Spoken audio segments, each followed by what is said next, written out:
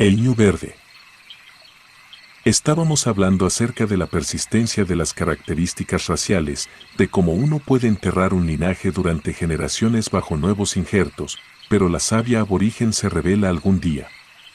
El ejemplo más obvio era el de los judíos y Puck comentó entonces su sorpresa al encontrar sangre de las colinas entre los bearis. Peckvetter, el historiador, dudaba de ello. La vieja sangre, sostenía, desaparecía totalmente como un cambio químico y al final era tan distinta de sus orígenes como, usando su frase, un gorgonzola maduro y un cubo de leche fresca. No creo que puedas estar tan seguro, dijo Sandy Arbuthnot. ¿Quieres decir que un eminente banquero puede levantarse una mañana con un fuerte deseo de cortarse al afeitarse en honor a Baal? Tal vez. Pero la tradición tiende a ser negativa. Hay ciertas cosas que por algún motivo en concreto no gustan, algunas cosas que asustan especialmente. Tomemos mi propio caso. No soy nada supersticioso,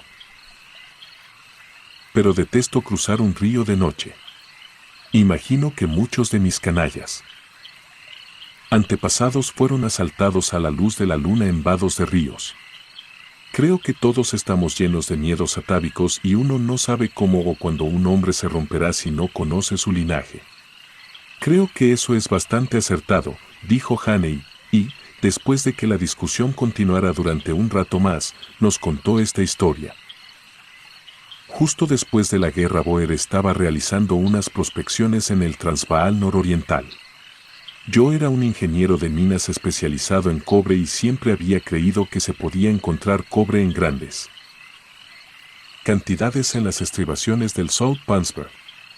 Por supuesto estaba Messina en el extremo occidental, pero mis pensamientos se dirigían más bien hacia el extremo noreste, donde el monte desciende hasta la curva del Limpopo. Yo era joven por aquel entonces, fresco después de 2 años de campaña con el regimiento Imperial Light Horse, y estaba ansioso por conseguir en la vida algo mejor que intentar arrinconar a burgueses escurridizos contra las alambradas y fortines. Cuando partí con mis mulas desde Petersburg por la polvorienta carretera hacia las colinas, creo que me sentí más feliz que nunca en mi vida. Solo tenía un compañero blanco, un chico de 22 años llamado Andrew Dupreez. Andrew, no Andries, porque tomaba su nombre del reverendo Andrew Murray, que había sido un gran papa entre los devotos africáneres. Provenía de una familia granjera adinerada del Estado Libre, pero su rama concreta había estado asentada durante 2 generaciones en la región de Backerstrom, junto al Alto Pongola. El padre fue un espléndido anciano con la cabeza cana como la de Moisés. Él y todos sus tíos formaron parte de un comando y la mayoría pasaron un tiempo en Bermuda o Ceilán. El chico era un fanático en ese sentido. Había sido un joven de inteligencia precoz y había asistido a una buena escuela en El Cabo y después a la Universidad Politécnica de Johannesburgo.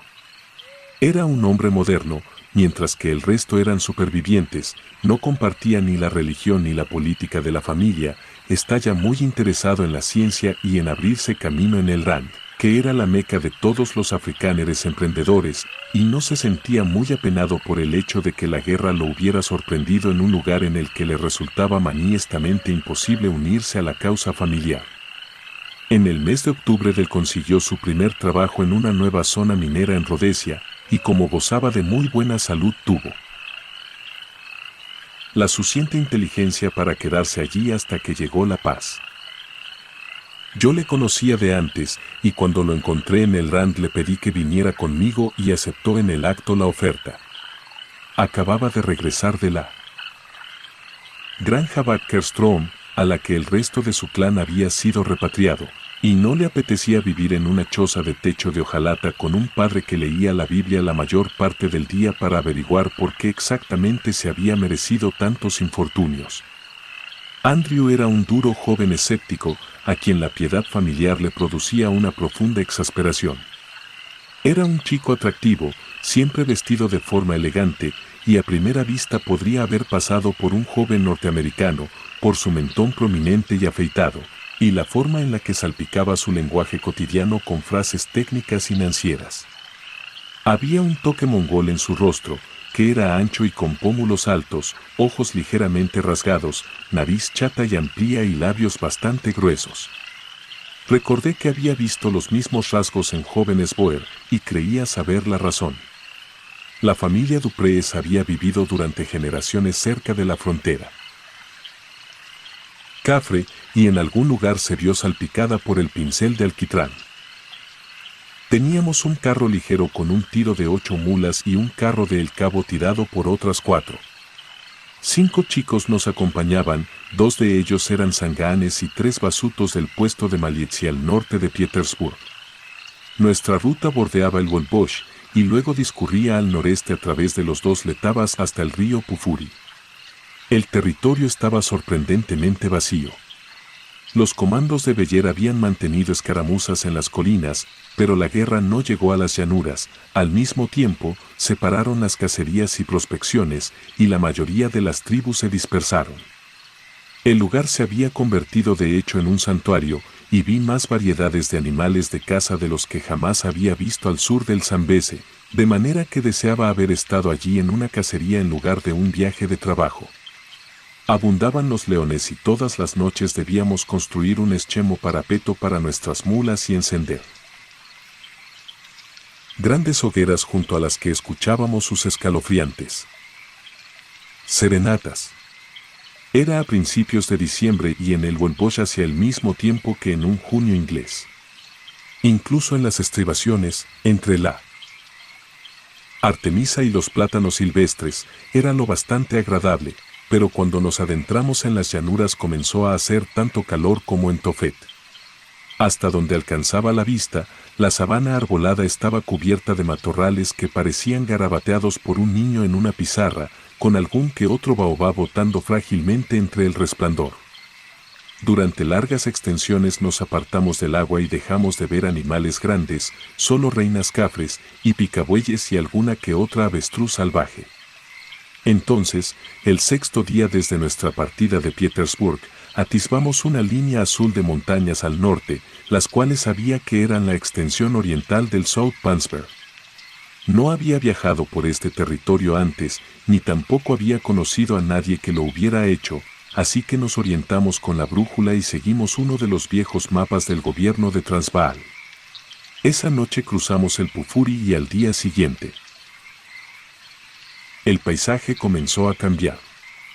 El terreno fue elevándose de manera que pudimos disfrutar de una panorámica de las lejanas colinas de Lebombo al este y aparecieron arbustos mopani, una señal segura de que entrábamos en territorio más saludable.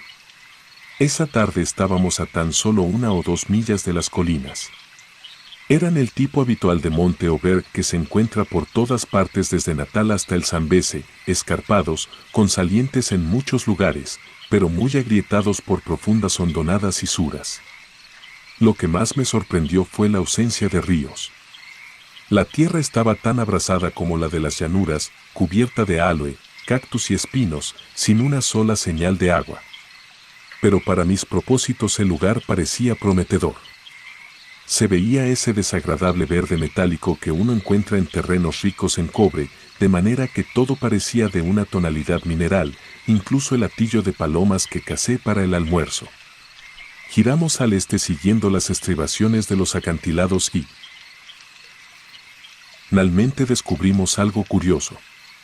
Un promontorio sobresalía del monte conectado por un estrecho istmo con la masa principal.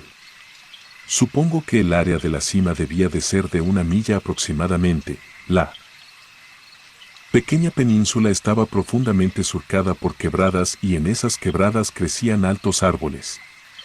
También llegamos a laderas cubiertas de hierba, salpicadas de mimosas y lilas. Por ende, una señal de la presencia de agua, porque jamás había encontrado bosques de madera amarilla u olorosa lejos de un río. Ahí estaba nuestro puesto de acampada para pasar la noche, y, cuando finalmente bordeamos una pared de piedra y contemplamos una cuenca verde y frondosa, pensé que pocas veces había visto un lugar más habitable. La visión de la vegetación verde siempre me embriagaba, después del polvo, el calor y los feos grises sombríos de la sabana. Había un poblado de choras o kraal bastante grande en la parte más honda y muchas cabras y ovejas cafres de patas largas en las laderas. Unos niños recogían las vacas para el ordeñado, subía el humo de las hogueras donde se cocinaban alimentos y reinaba un alegre rumor vespertino en el aire. Esperaba encontrar un río, pero no podía ver señales de que hubiera alguno. La cuenca parecía tan seca como una hondonada de las colinas de Sussex. Además, aunque había campos de trigo y maíz cafre, no vi terrenos de regadío. Pero debía de haber agua y, después de establecer un lugar para nuestro campamento junto a un grupo de olivos, me llevé a Andrew y a otro de nuestros chicos y descendimos para hacer averiguaciones. Me atrevería a decir que muchos de los habitantes de ese poblado jamás habían visto a un hombre blanco, porque nuestra llegada causó bastante sensación. Advertí que había muy pocos hombres jóvenes en el lugar, pero un número desproporcionado de ancianas. En cuanto nos vieron se dispersaron como chorlitos y tuvimos que esperar media hora, fumando pacientemente bajo el sol vespertino, antes de poder hablar con ellos. Cuando se hubo roto el hielo, sin embargo, las cosas fueron bien. Eran un pueblo decente y pacífico, muy tímido, asustadizo y vacilante, pero sin rencor en ellos. Nuestros regalos de alambre de latón y cobre y unas cuantas latas de carne en conserva les impresionaron sobremanera. Les compramos una oveja a un precio ridículamente bajo y además nos regalaron una cesta de trigo verde. Pero cuando abordamos el tema del agua, dimos en hueso. Había agua, agua buena, dijeron, pero no estaba en ningún lago o río. La conseguían por la mañana y por las tardes de allí, y señalaron el linde de un bosque bajo los acantilados donde me pareció ver el tejado de un rondabel bastante grande. La obtenían de su padre, dijeron, eran sangaanes y la palabra que emplearon no era la palabra habitual para referirse a un jefe, sino el nombre que otorgaban a un gran sacerdote o un hombre medicina. Quería cenar, así que me contuve de preguntar más. Saqué algunas provisiones y las ofrecí suplicándoles que las presentaran con mis respetos a su padre y que le pidieran agua para 2 extraños blancos, otros 5 de su misma raza y 12 mulas. Pareció gustarles la propuesta. Y una la de ellos marchó colina arriba con sus grandes calabazas. Mientras regresábamos le dije algo estúpido a Andrew acerca de que habíamos encontrado al Moisés Cafre que podía sacar agua de las piedras. El tipo estaba de mal humor. Nos hemos encontrado con un sinvergüenza infernal que ha acaparado el suministro de agua y sangra a estos pobres diablos. Es el tipo de estafador al que me gustaría interrogar con un litigo de cuero de rinoceronte. En 1 hora tuvimos toda el agua que quisimos. La trajeron en una hilera de calabazas, y junto a estas el presente que había enviado para el suministrador. Los aldeanos lo dejaron todo y desaparecieron y nuestros chicos, que habían ayudado a transportarlo, parecían curiosamente silenciosos y solemnes. Me dijeron que el padre envió el agua como un presente para los extraños sin necesidad de ningún pago. Intenté interrogar a uno de nuestros sangaanes, pero no me dijo nada más que el agua procedía de un lugar sagrado que ningún hombre podía penetrar. También murmuró algo sobre un ñu que no pude entender. Los cafres son las criaturas de Dios más supersticiosas. Durante todo el camino desde Petersburg las supersticiones de nuestro equipo nos habían dado problemas. No quisieron dormir en un lugar porque decían que estaba habitado por una mujer sin cabeza. No se atrevieron a avanzar ni 1 yarda por un camino concreto después de anochecer porque un fantasma lo había recorrido con la forma de bola de fuego rodante. Normalmente sus recuerdos eran tan breves como rápida su imaginación, y 5 minutos después de protestar se reían como mandriles. Pero esa noche parecían estar verdaderamente impresionados por algo. No parlotearon ni cantaron durante la cena, sino que cuchichearon y durmieron tan cerca de Andrew y de mí como se atrevieron. A la mañana siguiente, la misma cantidad de calabazas apareció frente a nuestro campamento y quedó la suficiente agua para que pudiera lavarme en mi baño desmontable. No creo que jamás haya sentido tanto frío. Había decidido tomarme un descanso e ir de casa. Andrew se quedaría en el campamento y repararía una de las ruedas del carro que había sufrido daños en los caminos llenos de matorrales. Anunció su intención de salir a dar un paseo más tarde e interrogar al mercader de agua. Por amor de Dios, ten cuidado, dije. Lo más probable es que sea alguna especie de sacerdote, y si no le muestras la debida cortesía tendremos que abandonar este territorio. Siempre me aseguro de respetar a los dioses de los paganos. Vosotros los ingleses siempre lo hacéis, replicó agriamente. Por eso les sale tan mal organizar a los cafres. Pero este tipo es un hombre de negocios con el propósito de acaparar las necesidades básicas.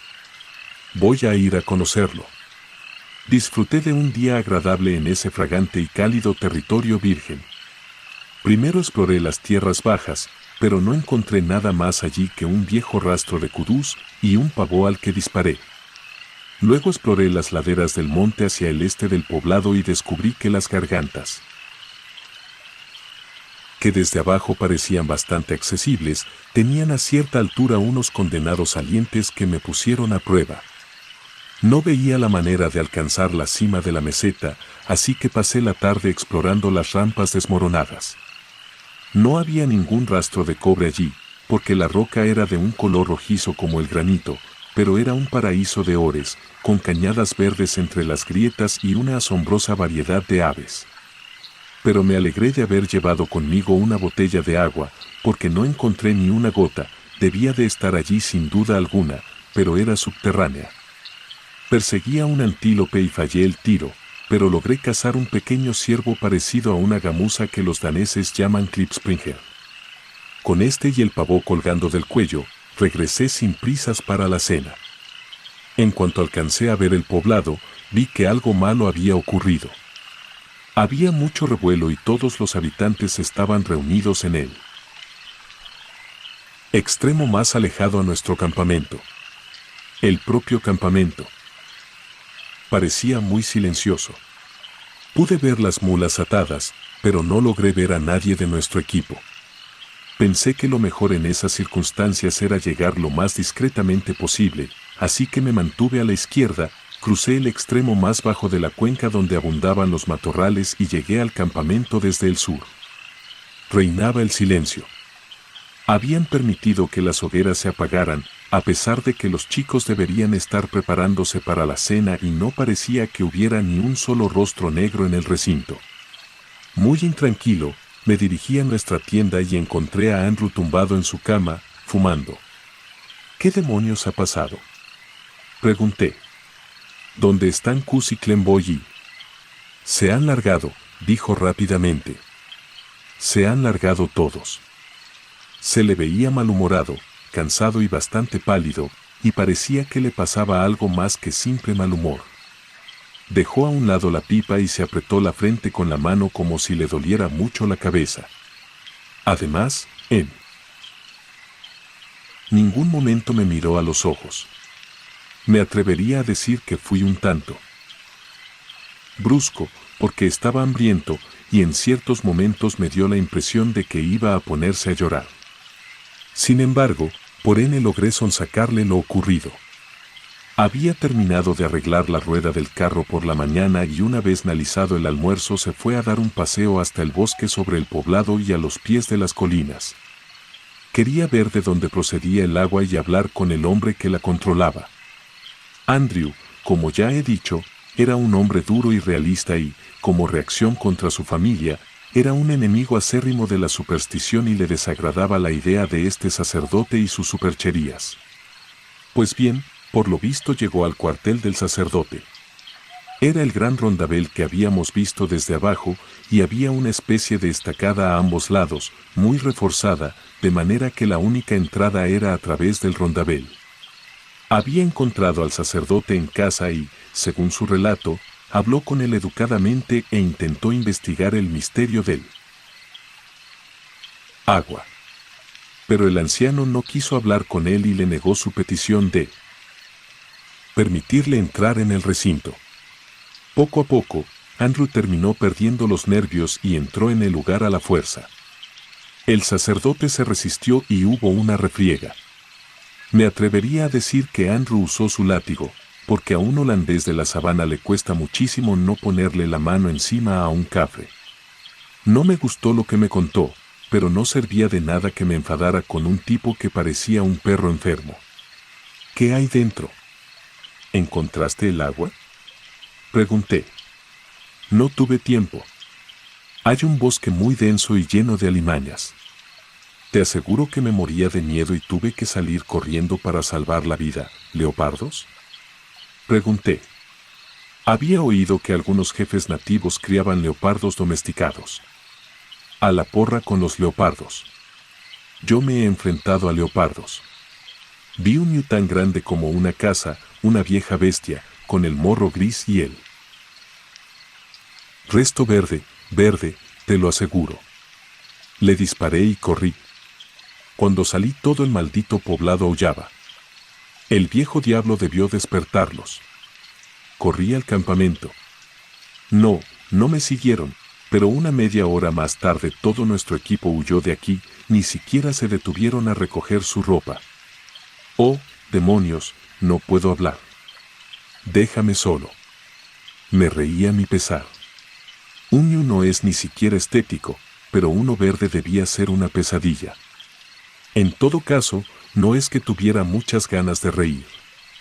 Andrew había ofendido al poblado y a su sacerdote, había jugado con los frágiles nervios de nuestros chicos y en general había incendiado demasiado el lugar para que pudiéramos permanecer allí. Había dado con alguna clase de magia nativa que le había asustado hasta la médula a pesar de su escepticismo. Lo mejor que podía hacer era intentar presentar mis disculpas al mercader del agua. Así que encendí una hoguera y puse a hervir una olla de agua, calmé el hambre con un puñado de galletas y partí hacia el rondabel. Pero primero comprobé que mi revólver estaba cargado, porque me imaginaba que podría encontrar algún problema. Era una velada apacible y luminosa, pero desde la hondonada donde estaba enclavado el poblado llegaba un zumbido como el de avispas enfadadas. Nadie me detuvo, de hecho, no me encontré con nadie hasta que llegué a la puerta del rondabel. Era un lugar grande y vacío, unido a unas estacadas a ambos lados, y frente a la puerta había otra que se abría a una tenue sombra verde. Jamás había visto un vallado tan tupido. Había una empalizada de altos palos puntiagudos y entre estos una espesa pared de espinos entrelazados con enredaderas de ores escarlatas. Habría hecho falta un hombre con un hacha y medio día para abrirse paso por allí. La única entrada posible era a través del rondabel. Un anciano estaba en cuclillas sobre el suelo de tierra, tan pisoteado y golpeado que parecía de piedra negra pulida. El anciano debía de tener más de 70 años a juzgar por la blancura de la barba, pero parecía que darle suficiente fuerza física, porque los brazos largos que apoyaba sobre las rodillas estaban bastante musculados. Su cara no era la típica cara achatada del cafre común, sino de pómulos altos y rasgos proporcionados, como algunos tipos de zulúes de buena familia. Ahora que pienso en ello, probablemente tenía algo de sangre árabe corriendo por sus venas. Levantó la cabeza al oír mis pasos y, por la manera en que me miró, supe que era ciego. Permaneció allí sentado sin decir palabra, y cada arruga de su cuerpo desbordaba abatimiento y tragedia. De repente, tuve una horrible sensación de sacrilegio. Que ese joven idiota de Andrew hubiera alzado la mano a un anciano ciego y ultrajara algún tabú inofensivo me pareció algo abominable. Sentía que cierta santidad había sido violada, que algo antiguo e inocente había sido cruelmente profanado. En ese momento no había nada en el mundo que deseara más que restituir el daño hecho. Le hablé empleando la palabra sangán que significa tanto sacerdote como rey. Le dije que me había marchado a cazar y al regresar descubrí que mi compañero había cometido un grave error. Le dije que Andrew era muy joven y que su error fue debido tan solo a la estupidez e impetuosidad de la juventud. le dije, y mi tono de voz debió revelarle que le hablaba en serio, que tenía roto el corazón por lo que había pasado, que inclinaba la cabeza sobre el polvo en muestra de mi arrepentimiento y que tan solo deseaba que me permitiera la expiación. Por supuesto, no le ofrecí dinero. Antes le hubiera ofrecido una propina al Papa. El anciano no levantó la cabeza en ningún momento, así que se lo repetí y la segunda vez soné aún más suplicante. Nunca había hablado así a un cafre, pero no podía pensar en ese anciano como un cafre, sino como el guardián de algún misterio antiguo que una mano violenta había ultrajado. No puede haber expiación, habló por N el anciano. Se ha cometido una injusticia, y el que la ha cometido debe recibir su castigo. Las palabras no sonaron nada amenazadoras, más bien las pronunció como si fuera un profeta involuntario del mal. Estaba allí para declarar una ley que no podía alterar, aunque hubiera querido. Me disculpé, protesté, le supliqué, casi me humillé, le imploré que me dijera si no había otra manera de solucionar el problema, pero creo que si le hubiera ofrecido 1.000.000 de libras a aquel anciano no habría cambiado su tono. Parecía sentir, e hizo que yo también sintiera, que se había cometido un delito contra la ley de la naturaleza y que era la naturaleza, no el hombre, quien se vengaría. No se mostró hostil en ningún momento, de hecho, creo que le agradó bastante el gesto serio con el que me tomé el asunto, y era consciente de lo mucho que yo lo sentía. Sus frases lentas no contenían ni una brizna de amargura. Fue esto lo que me impresionó tan terriblemente, era como un viejo oráculo de piedra repitiendo las órdenes del Dios al que servía. No sabía qué decirle, aunque permanecía allí hasta que las sombras en el exterior se alargaron, y ya estaba casi del todo oscuro dentro del rondabel. Quería pedirle al menos que me ayudara a recuperar a mis chicos y a hacer las paces con el poblado, pero simplemente no me salían las palabras. La atmósfera era demasiado solemne para plantear una cuestión tan práctica como esa. Ya me daba la vuelta para marcharme cuando eché un vistazo a la puerca al fondo. Debido a la curiosa formación de los barrancos, el sol poniente solo iluminaba la copa de los árboles altos y algún rayo de luz rejado hacia que el recinto pareciera más iluminado que cuando llegué. Entonces sentí un deseo acuciante de entrar. ¿Se me permite atravesar esa puerca, padre?, pregunté. Para mi sorpresa, me hizo un gesto para que entrara. Está permitido, dijo, porque tiene un corazón limpio. Luego añadió algo curioso, lo que había allí ya no está. Ha partido para cumplir la ley. Con gran agitación, entré en aquel misterioso enceinte. Recordé entonces el terror de Andrew y mantuve la mano posada en el revólver, porque tenía la impresión de que allí dentro debía de haber una extraña fauna. Había luz en lo alto del cielo, pero abajo todo era de un color verde oliva oscuro. Temía a las serpientes, también a los felinos, y además estaba el ñu verde de Andrew. El lugar apenas medía 2 acres y, aunque caminé con suma precaución, pronto recorrí todo el circuito. El vallado continuaba en forma de media luna por ambos lados hasta la pared de roca de los barrancos. Los matorrales no eran muy densos, y entre ellos crecían altos árboles rectos, de manera que el bosque parecía un antiguo bosquecillo pagano. Cuando se levantaba la vista hacia el cielo amoratado de sol poniente, éste se revelaba a trozos entre las copas puntiagudas, pero hacia donde caminé estaba muy oscuro.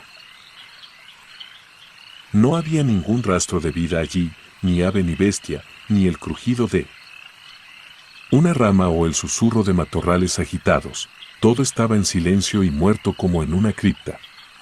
Tras acabar el recorrido, lo atravesé diagonalmente y por ende llegué al lugar que había estado buscando, una alberca de agua. El manantial era casi redondo, con un diámetro de unas 6 yardas, y lo que me asombró es que estaba rodeado por un parapeto de piedra labrada. En el centro del bosquecillo había un poco más de luz y pude ver que esa piedra había sido tallada por manos cafres.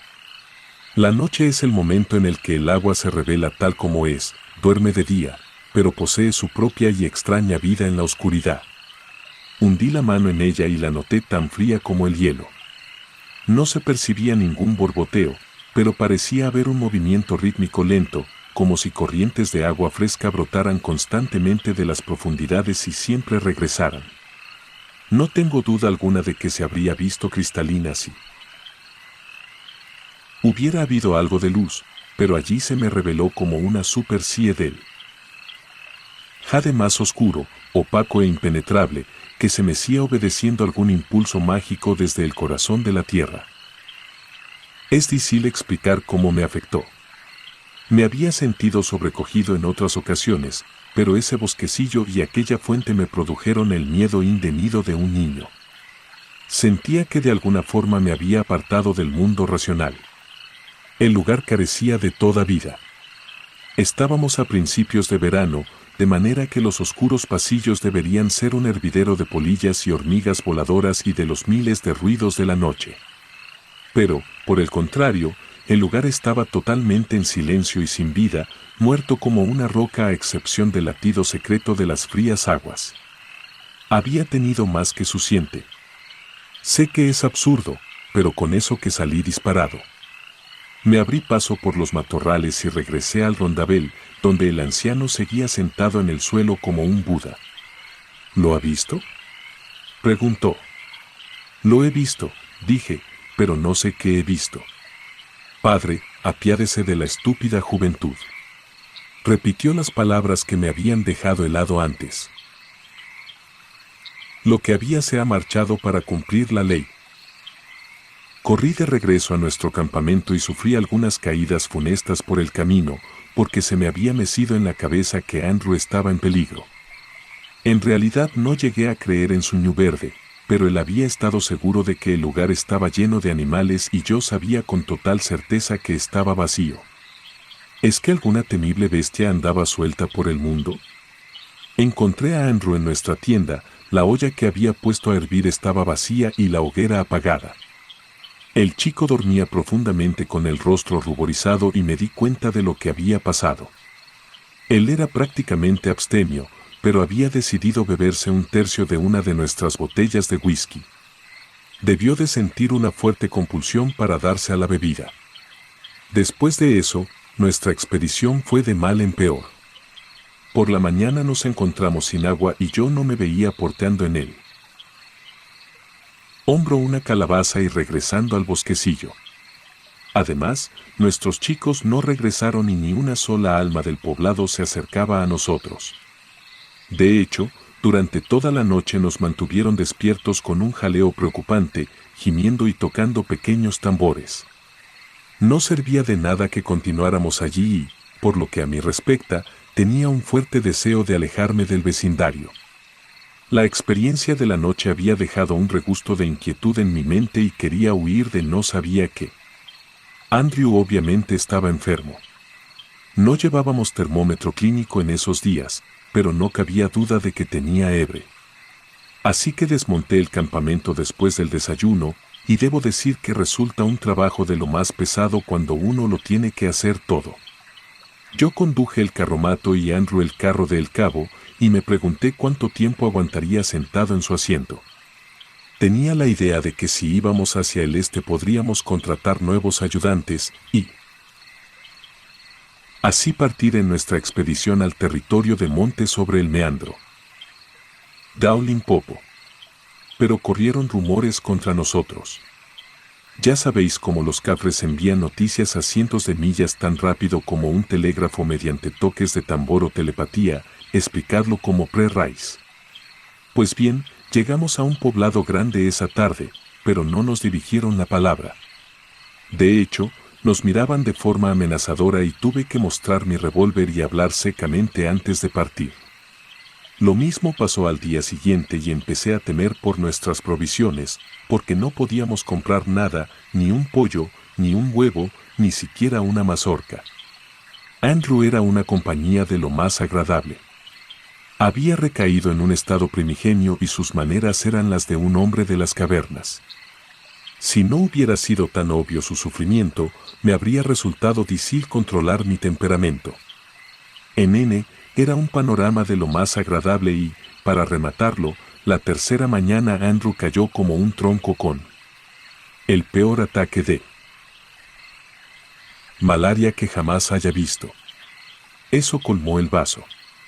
Me pareció que padecía de hebres de aguas negras y toda mi irritación contra él se desdibujó y se transformó en ansiedad. No quedaba más remedio que cancelar la expedición y marchar lo más rápido posible a la costa.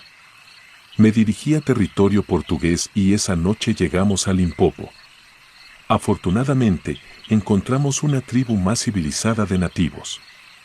No habían oído hablar de nuestros actos y pude cerrar un trato con el jefe del poblado, que aceptó hacerse cargo de nuestro equipo hasta que fuera recogido y nos vendió un barco nativo grande. Contraté a 4 mozos vigorosos como remeros y a la mañana siguiente partimos río abajo. Pasarnos 5 días vertiginosos antes de dejar a Andrew en un hospital en Lourenço Marques.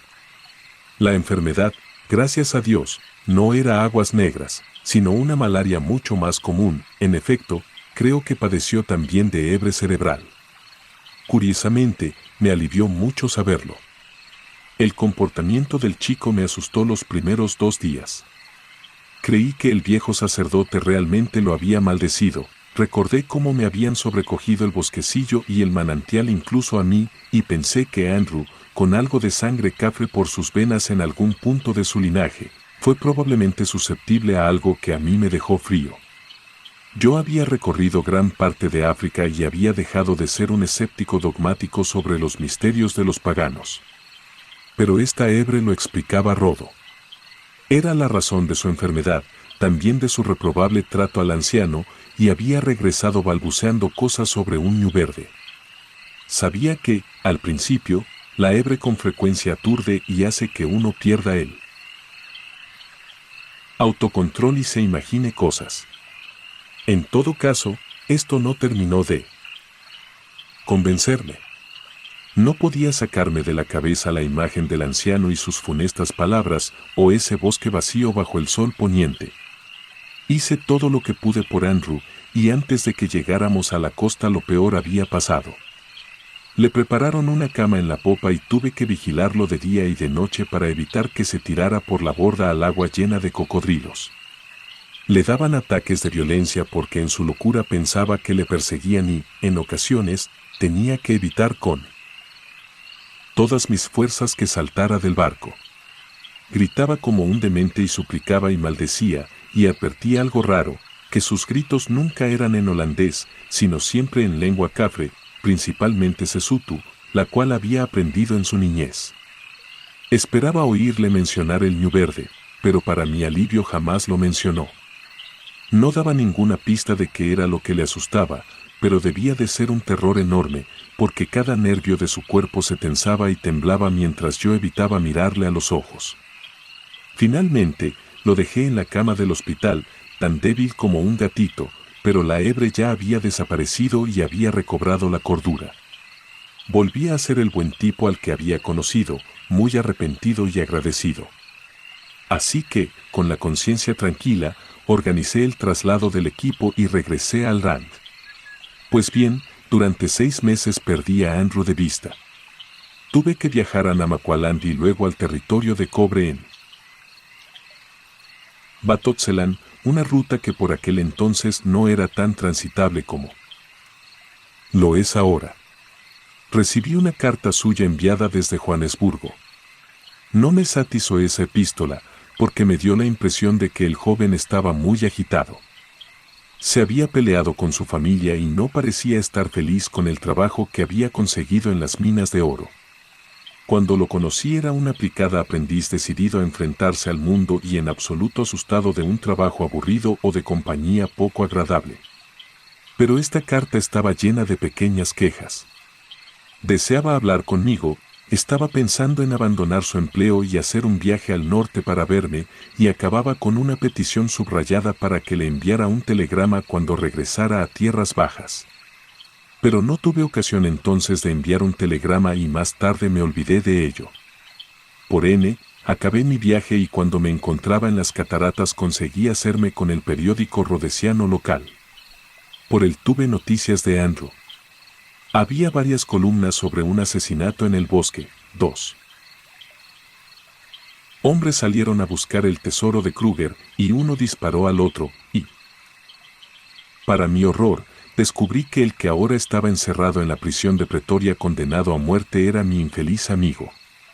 Recordaréis las historias absurdas que se contaban tras la guerra Boer sobre un tesoro de oro que Kruger, durante su huida a la costa, había enterrado en algún lugar del territorio Selati. Por supuesto, no eran más que cuentos. El astuto expresidente se había ocupado mucho antes de tener su dinero a buen recaudo en un banco europeo. Pero me atrevería a decir que algunos funcionarios lograron cuadrar los balances de tesorería y tal vez hubiera lingotes escondidos por la sabana arbolada.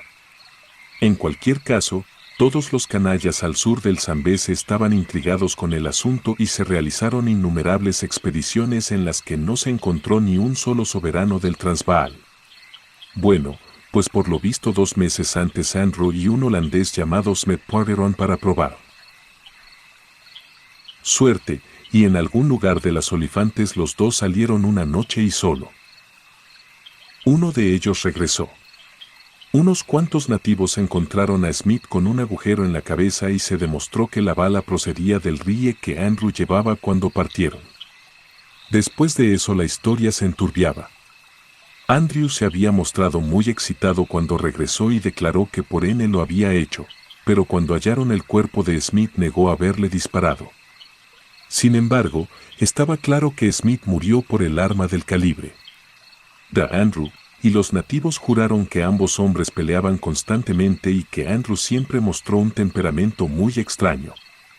El Skal de la Corona argumentó que ambos creían haber encontrado el tesoro y que Andrew asesinó a Smith a sangre fría para no tener que compartirlo. La defensa se basaba principalmente en que era imposible que un hombre culpable se comportara como se había comportado Andrew, y en la posibilidad de que hubiera disparado a un animal en la oscuridad y por error había matado a su acompañante. Me sonó una defensa muy débil y el jurado no la creyó, porque el veredicto fue de asesinato premeditado.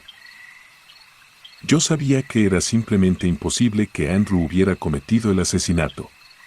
Los hombres son animales extraños y no descartaría ni tan siquiera el asesinato en el caso de algunos tipos muy decentes que conocía, pero el chico no era en absoluto uno de ellos. A menos que hubiera enloquecido del todo, estaba seguro de que jamás habría acabado con una vida humana. Lo conocía íntimamente, de la forma en la que uno conoce a alguien con el que ha convivido a solas durante meses, y esa era una de las cosas por las que pondría la mano en el fuego por él. Igualmente, me parecía que estaba claro que había disparado a Smith. Envié el telegrama más largo de mi vida a un abogado escocés en Johannesburgo llamado Dalgleish, en quien tenía puesta roda mi conanza, y le pedí que removiera cielo y tierra para conseguir un indulto. Iría a ver a Andrew y me enviaría por cable los detalles de su estado mental. Entonces pensé que la locura transitoria era probablemente nuestra mejor línea de defensa y me convencí a mí mismo de que esa era la explicación. Estaba ansioso por montarme en un tren hacia Pretoria, pero me encontraba atado de pies y manos hasta que el resto del equipo llegara.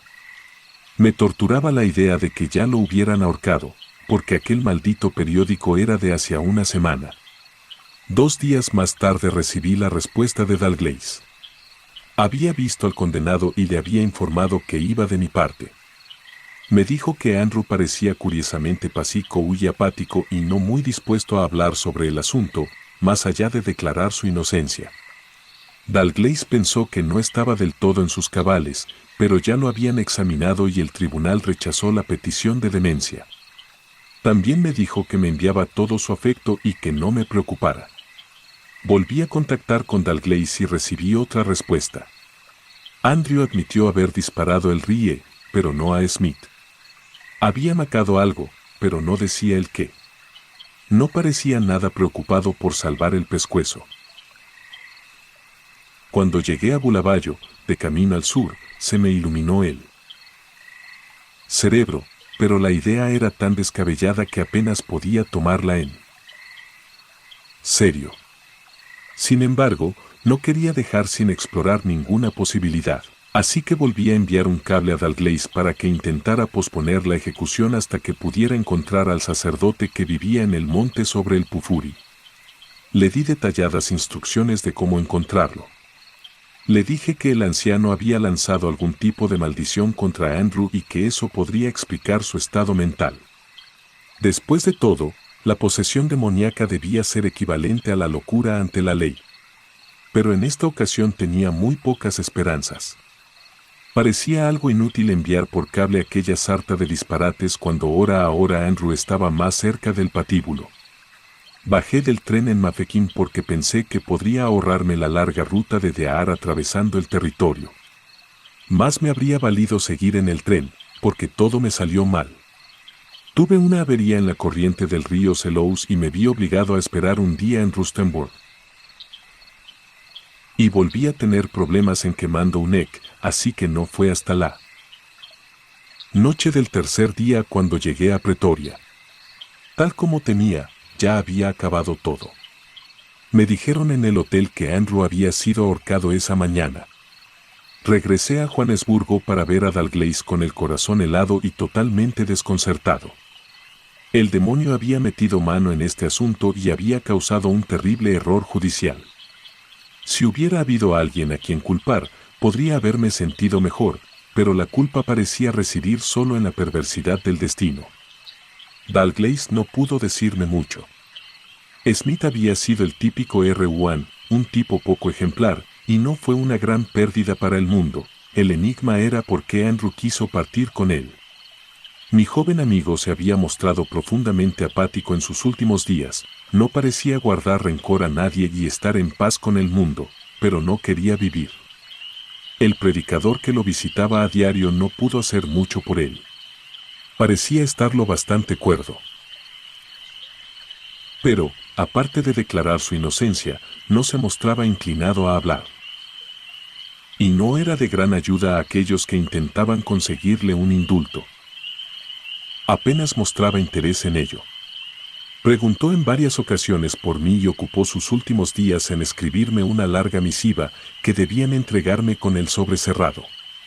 Dalgleish me la dio, 7 páginas de pulcra caligrafía de Andrew, y la leí en su terraza.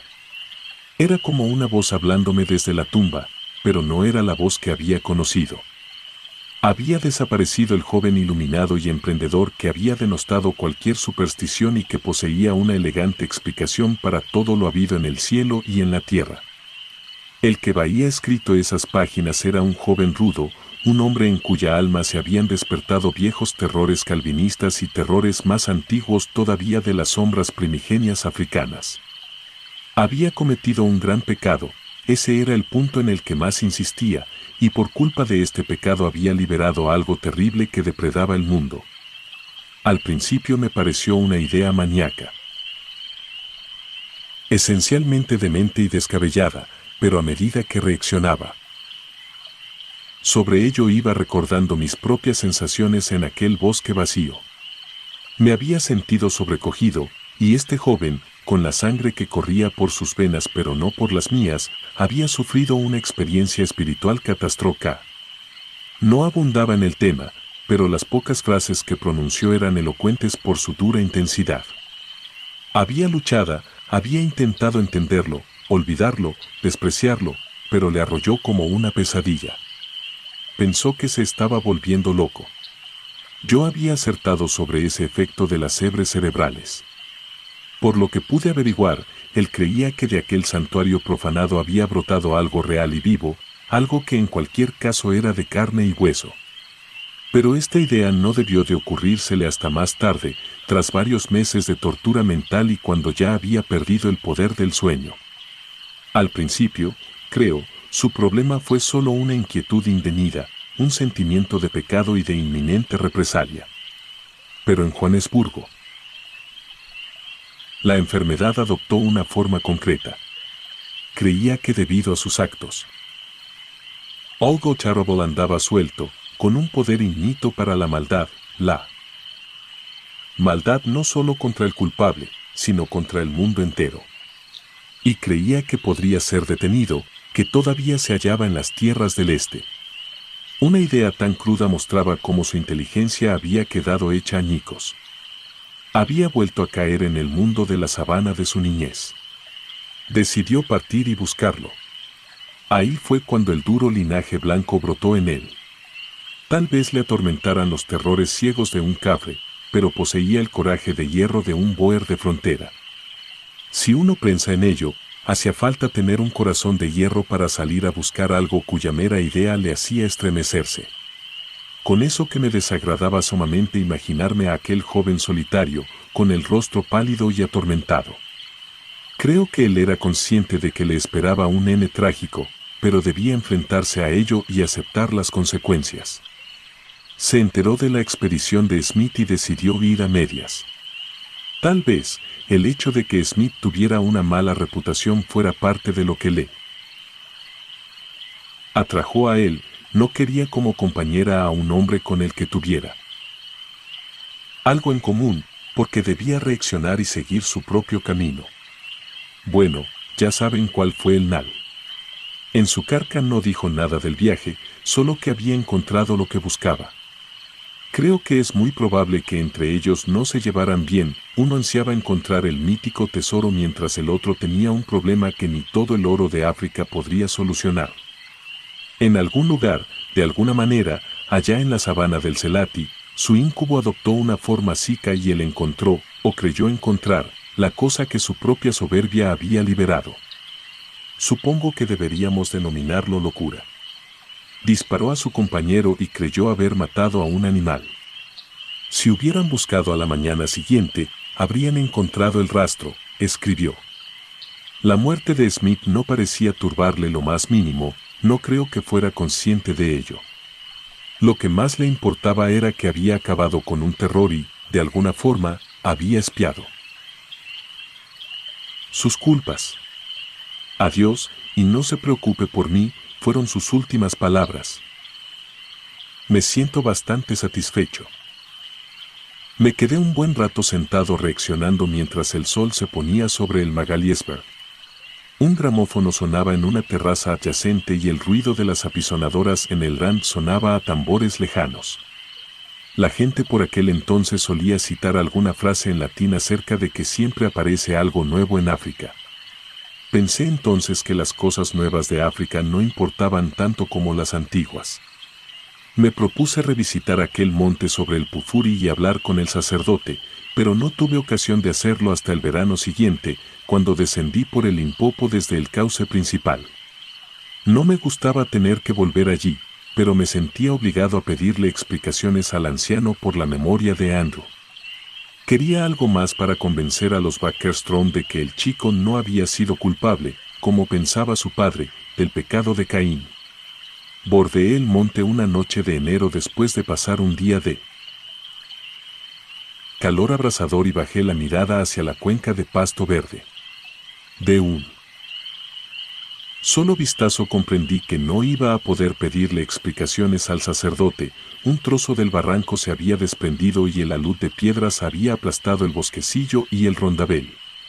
Una enorme masa de escombros se había deslizado ladera abajo desde la mitad de la colina, y enterrados bajo estos estaban los altos árboles a través de los cuales había mirado el ciclo. Ya estaba cubierto de arbustos de espinos y hierba. No había campos de cultivo en los laterales de la cuenca y las paredes de barro desmoronadas eran lo único que quedaba del poblado. La jungla había invadido el pueblo y, cuando me adentré, advertí que enormes ores de luna salpicaban los escombros, mirando hacia la oscuridad como fantasmas de una raza extinguida. Había algo nuevo en el lugar. El movimiento de tierra debió de hacer emerger el agua subterránea, porque ahora discurría un arroyo por la hondonada. Junto a él, en un prado lleno de lirios africanos y calas, encontré a 2 exploradores australianos. Uno de ellos, que había sido contable en un banco en Melbourne, tenía un alma poética. Bonito lugar, dijo, al menos no está lleno de negros. Si trabajara en casa, supongo que me instalaría aquí.